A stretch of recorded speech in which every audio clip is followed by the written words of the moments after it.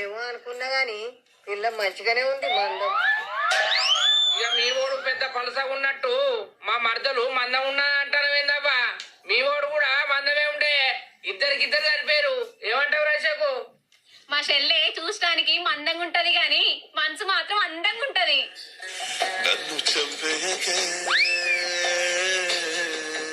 నాకు కూడా కసట అమ్మాయి కావాలి, నాకు తగ్గట్టు.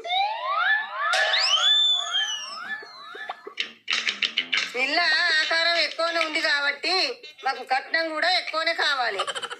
అరే బామారిదిగా, ఆ పోరడి ముఖం చూస్తే నిద్ర ముఖం లెక్కున్నది, ఆ ముసలి దాంతో బెదురు ముఖం లెక్కున్నది. పిల్లనిచ్చుడే ఎక్కువ.